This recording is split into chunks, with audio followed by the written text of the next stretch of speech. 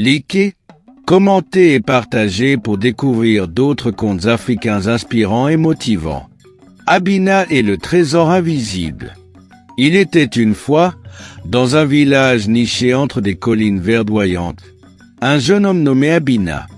Bien qu'il fût intelligent et courageux, Abina vivait dans la pauvreté. Il passait ses journées à cultiver un petit champ rocailleux, rêvant de jours meilleurs. Sa plus grande qualité était son respect profond pour les aînés et leur sagesse. Un jour, alors qu'il travaillait sous un soleil brûlant, un ancien du village, Baba Kwame, vint s'asseoir à l'ombre d'un manguier.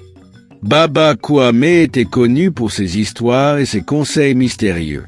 « Abina, dit-il, tu travailles dur, mais ton champ ne te donnera jamais assez pour vivre confortablement.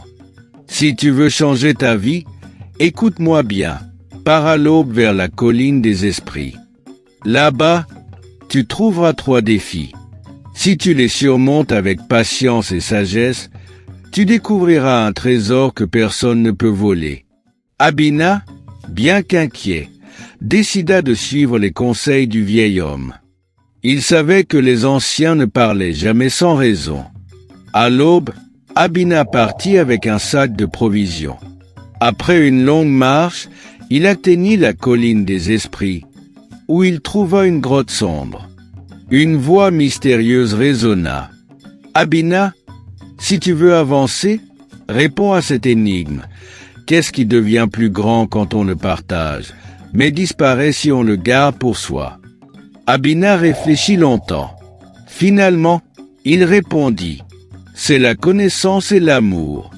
Plus on les partage, plus ils grandissent. » La voix s'apaisa et un passage s'ouvrit dans la grotte. Abina entra dans une grande salle où se trouvait une table remplie de nourriture et d'or. Une autre voix résonna. « Tu as faim et tu es pauvre. Si tu prends quelque chose ici, tu pourras partir immédiatement, mais tu perdras tout ce que tu pourrais trouver au bout de ton voyage.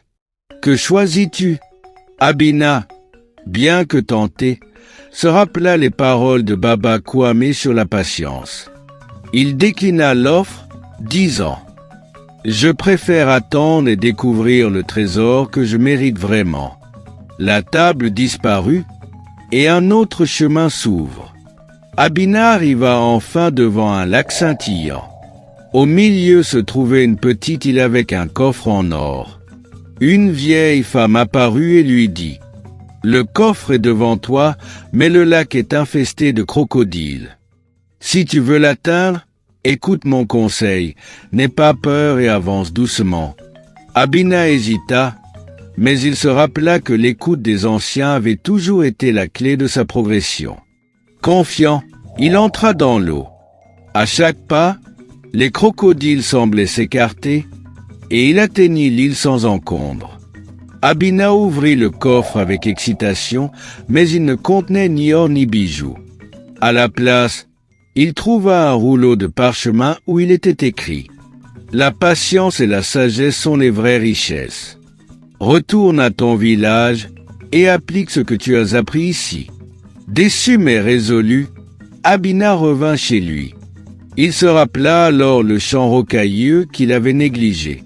Avec patience, il commença à enlever les pierres, à enrichir le sol et à planter des graines.